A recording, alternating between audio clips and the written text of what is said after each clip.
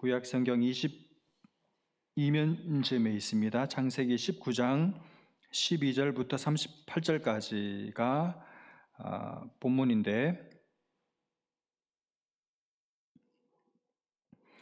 23절부터 28절까지 같이 보시죠. 23절부터 28절까지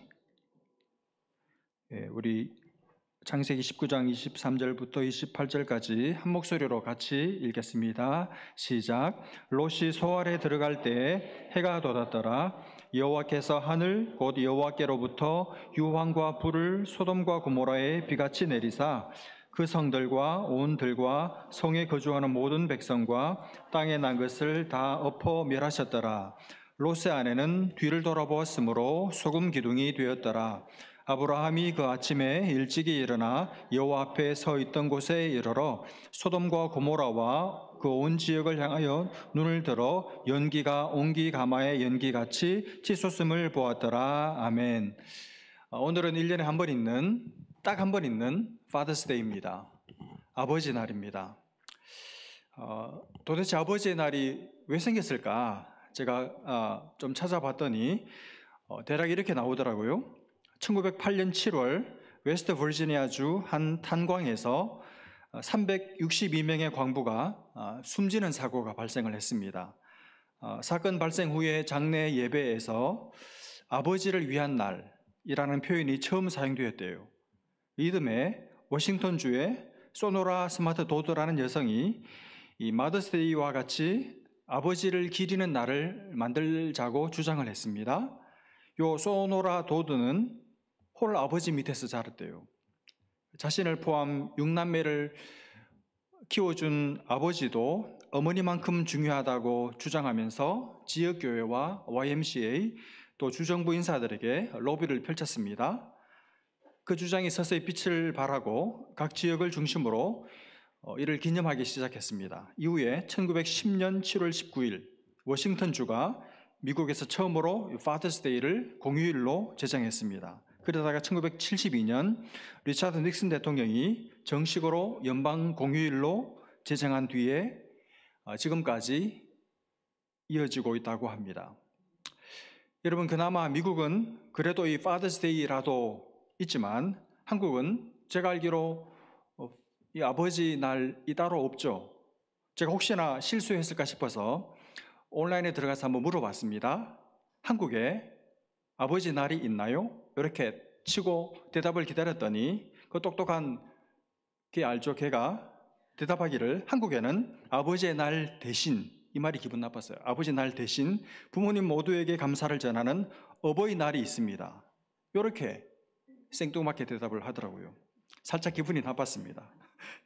여러분, 아무래도 어머니에 비해서 아버지에 대한 마음은 덜한 것 같아요. 그 생각이나 마음 쓰는 것이 그 농도에 있어서 덜 진한 것 같습니다. 그래서 이런 쓸쓸한 이야기도 있지 않습니까? 가족이 이사를 가면 할아버지는 강아지를 안고 있대요. 왜냐하면 강아지는 꼭 데리고 가는데 자기는 버릴 가능성이 있으니까 그 강아지를 꼭 안고 나도 같이 데려가 달라고. 그게 할아버지 그리고 쓸쓸하지만 아버지의 신세가 아닌가, 그런 생각이 듭니다.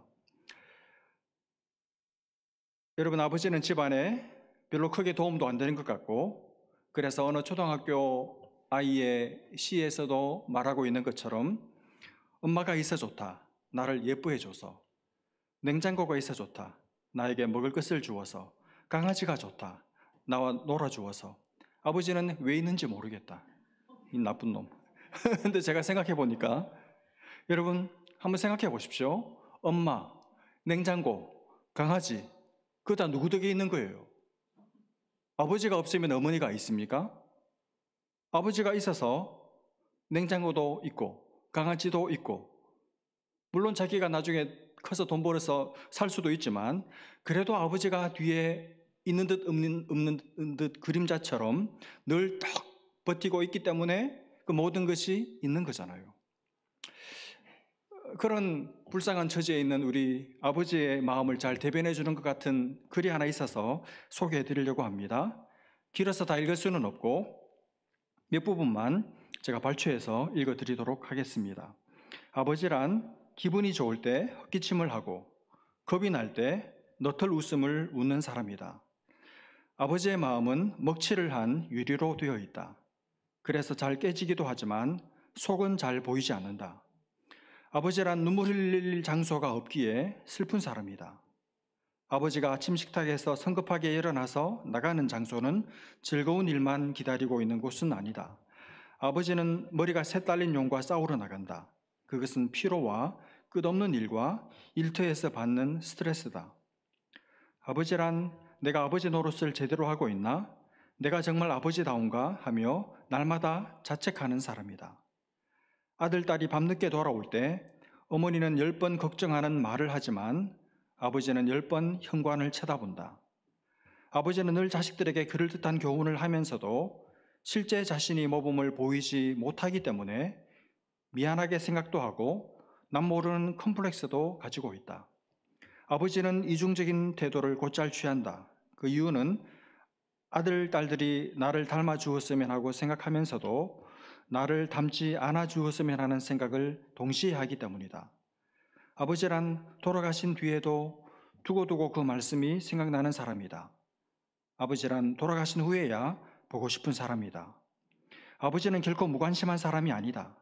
아버지가 무관심한 것처럼 보이는 것은 체면과 자존심과 미안함 같은 것이 어우러져서 그 마음을 쉽게 나타내지 못하기 때문이다.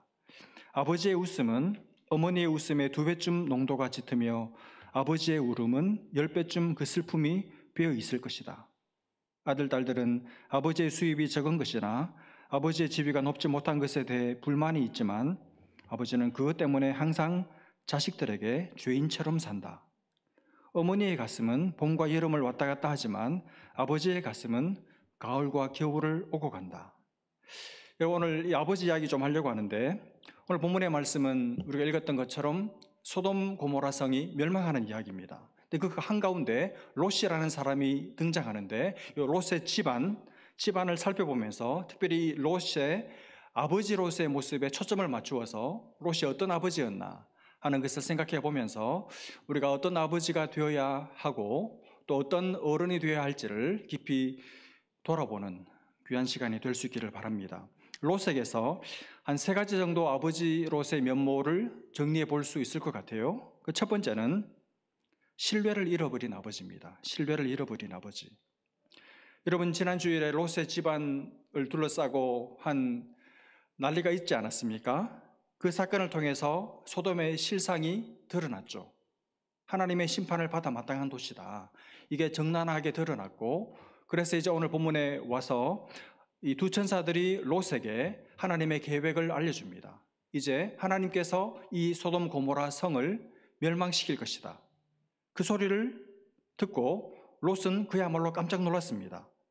왜요? 생각지도 못했거든요. 자기가 사는 이 도시가 하나님의 심판을 받아 망할 것이라는 생각은 꿈에도 해본 적이 없거든요. 처음 듣는 이야기입니다. 아니, 이 소돔성을 멸하신다고? 이렇게 잘 사는, 이렇게 좋은 동네를 없애버리신다고? 깜짝 놀랐습니다. 그래서 이거 큰일 났다. 그 하나님의 멸망에 대한 계획에 대한 소식을 듣고 이제 다급한 마음에 누구를 찾아갑니까? 딸들과, 그리고 딸들과 정혼한 사위들을 찾아갑니다.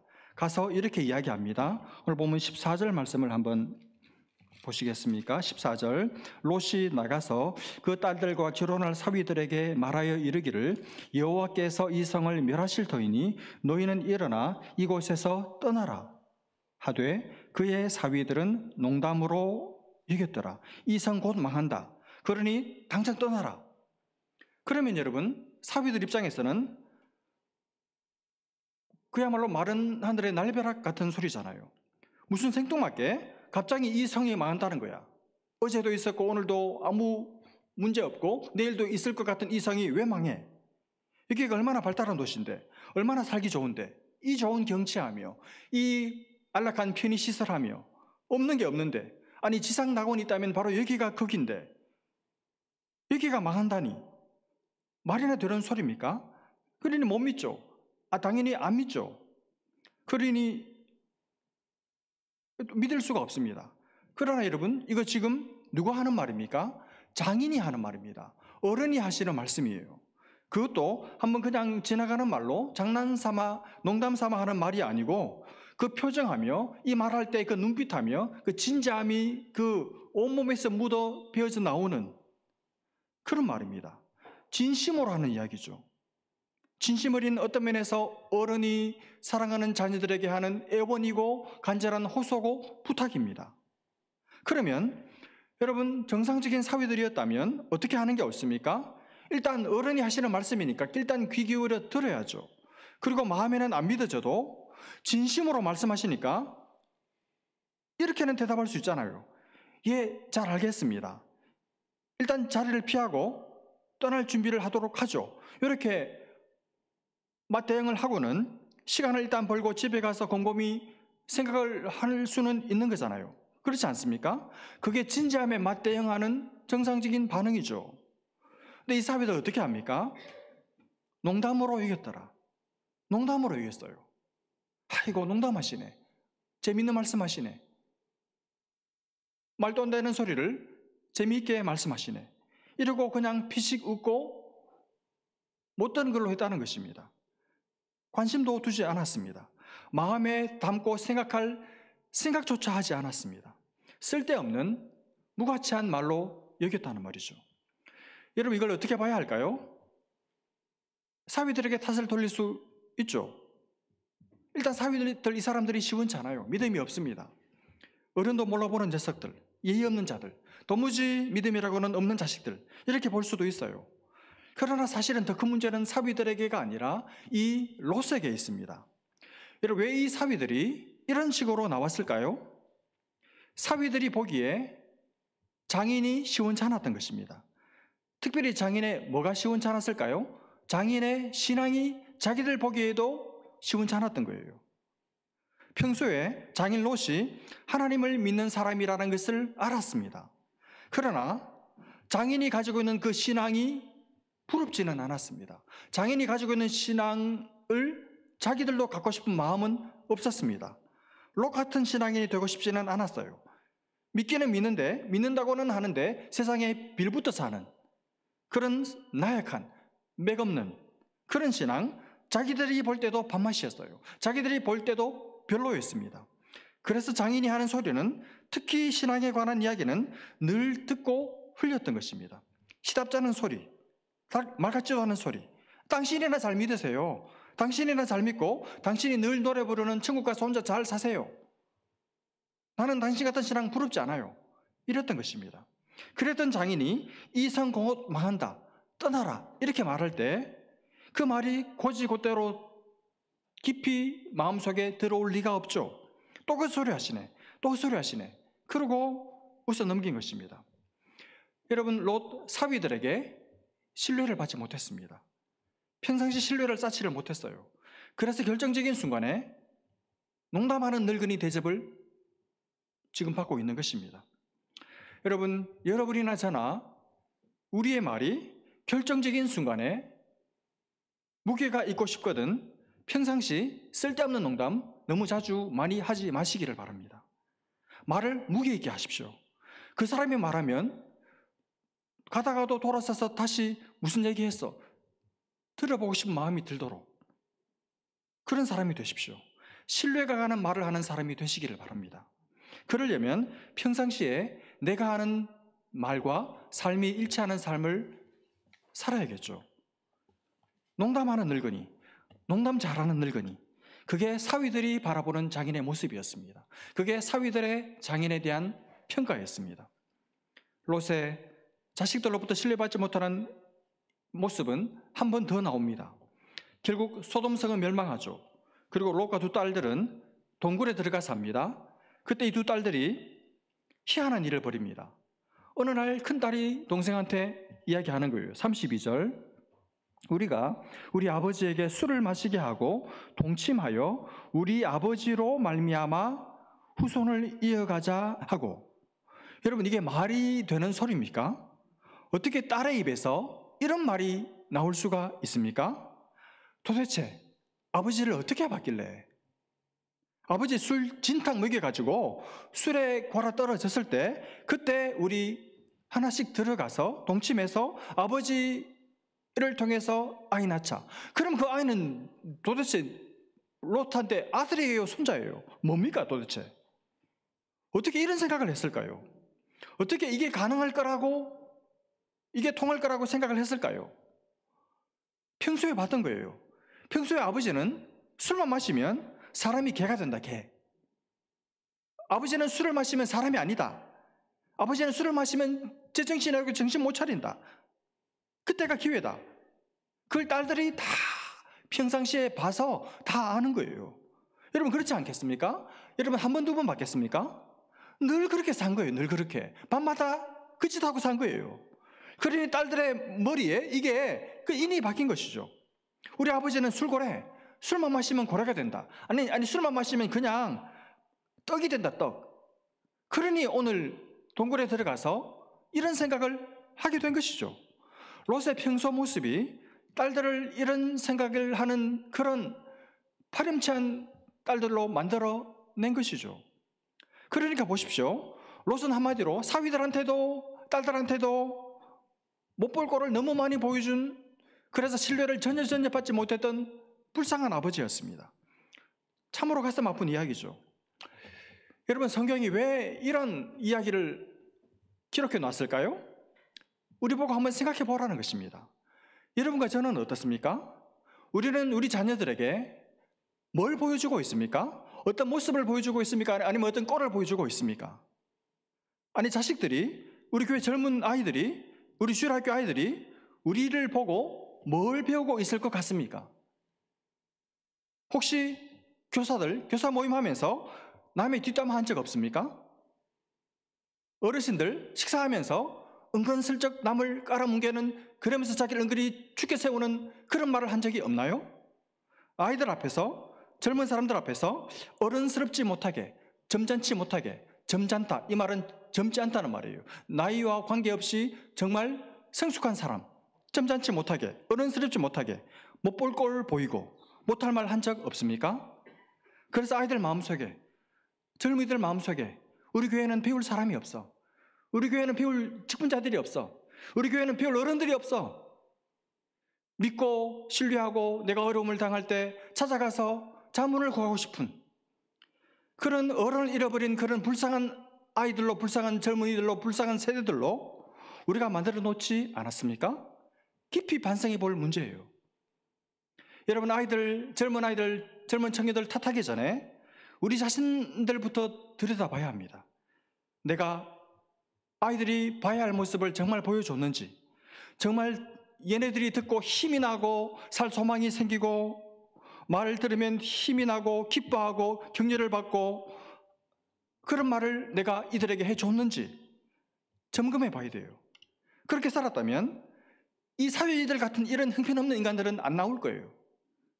젊은이들이, 아이들이 우리를 보고 마음속으로 깊이 신뢰하게 될 것입니다.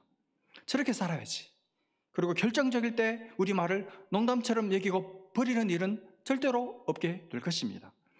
여러분, 롯은 어떤 아버지였습니까? 신뢰를 잃어버린 아버지입니다. 절대로 신뢰를 잃어버리지 않는 어른 되시기를 주님의 이름으로 축복합니다. 둘째, 롯은 어떤 아버지입니까? 잘못된 삶의 가치를 한평생 가지고 살았던 아버지였습니다. 여러분, 오늘 본문에 롯이 등장하고 이후로는 롯이 안 나와요. 이게 롯의 마지막 모습입니다. 그런 면에서 우리가 여기서 롯의 일생을 한번 정리해 볼 필요가 있습니다. 롯은 한마디로 기회주의자입니다. 기회주의자. 롯은 어떻게 살았는가 하면 모든 선택, 모든 결정의 상황에서 자기 이익을 표준으로 삼고 살았던 사람이 롯입니다. 여러분, 롯이 처음 믿음의 삶을 시작할 때 자기가 능동적으로, 주도적으로, 적극적으로 믿음의 삶에 뛰어든 게 아니죠. 어떻게 뛰어들었습니까? 삼촌 아브라함을 아브라함 따라갔어요. 그리고 이후에 믿음의 삶을 계속해 가면서도 한 번도 주도적으로 자기가 직접 하나님을 만나고 하나님을 찾고 하나님 앞에 예배를 드렸다는 흔적이 전혀 나타나지 않습니다. 롯은 계속 자신의 인생의 선택의 표준이 뭐냐 하면 자기에게 이익이 되느냐, 내 눈에 좋으냐, 그것에 따라 선택하고 결정하며 살아온 사람. 그래서 하나님 편도 아니고 심지어 가족들 편도 아니고 자기 편인 사람이 롯이었어요. 오늘 본문에서 두 천사가 소돔에 멸망할 때 건져주려고 아내와 두 딸들 데리고 나가라고 하는데도 지체합니다. 머뭇거립니다. 왜 그럴까요? 소돔에 두고 온 이익을 포기하기 싫어서. 그러니까 아예 천사들이 손을 붙잡고 그냥 강제적으로 이제 이끌고 밖으로 나가죠. 그리고 뭐라고 말합니까? 산으로 도망가라고 하는데도 못 갑니다. 산까지 못 갑니다. 거기까지 가다가 죽을 것 같습니다. 요 가까운 소활 땅, 가깝기도 하고 작은 성이니까 요 소활 땅에 가게 해주십시오. 여러분, 하나님의 특별한 은혜를 입어서 구원을 받는 그 자리에서도 자기 입장, 자기 생각, 자기 이익을 눈앞에 탁 두고 자기가 스스로 판단해요. 천사를 자기 판단을 가지고 설득합니다. 뼛속 깊이 이익으로 뭉쳐진 사람이 롯입니다. 이기적인 기회주의자, 이 사람이 롯입니다. 정말 답답한 사람이죠. 그렇게 일생을 산 거예요. 결국 아브라함은 자기의 이익을 때로는 양보하고 하나님의 말씀을 붙잡고 살아가다가 계속 실패하고 계속 넘어지고 계속 양보하는 것 같았지만 결국은 하나님의 복을 받잖아요. 그러나 이 롯, 자기가 자기 손으로 모든 기회를, 모든 이익을 다 쟁취하는 것 같았지만 실제로 오늘 이 소돔성이 망할 때 다 잃어버리고 말았습니다. 아무것도 손에 쥐어진 것이 없었습니다.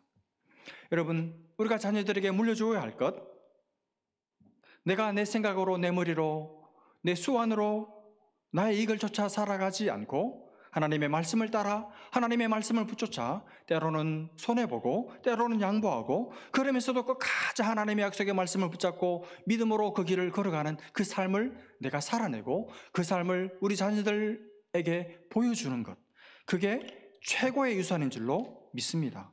마지막 세 번째, 롯은 어떤 아버지였냐 하면 흔들리는 아버지였어요. 흔들리는 아버지. 여러분, 저는 롯의 모습 속에서 흔들리는 아버지의 모습을 봅니다. 동굴 속에 두 딸들과 함께 있습니다. 숨어 있습니다. 피해 있습니다. 도망와 있습니다. 여러분, 동굴 속에 있으면서 롯의 마음이 어땠을까요? 굉장히 두려웠을 것 같아요. 그리고 대단히 우울했을 것 같습니다. 그래서 아마 매일 할 수 있는 일이 할 게 뭐가 있겠어요? 매일같이 한숨을 푹푹 쉬면서 땅을 끄트리는 일만 했을 것 같아요. 그게 롯의 모습이었을 것입니다. 앞으로 살 길이 막막합니다. 잘 살아보겠다고 소돔에 들어왔는데 한순간에 불바다가 되어서 망해버렸어요. 우리 이제 어디서 삽니까? 아브라함 같았으면 다시 하나님 품으로라도 돌아가겠지만 그런 믿음도 없어요. 그러니 이 동굴 속에서 그냥 하루하루 시간을 죽이고 있고 자기 인생을 죽여가고 있는 것이죠. 두려움에 떨며 흔들리고 있는 아버지, 그리고 그 모습을 곁에서 매일같이 지켜봐야 했을 딸들, 그 한숨 소리를 늘 귀로 드러내야만 했던 딸들, 얼마나 비극적인 모습입니까? 흔들리는 아버지.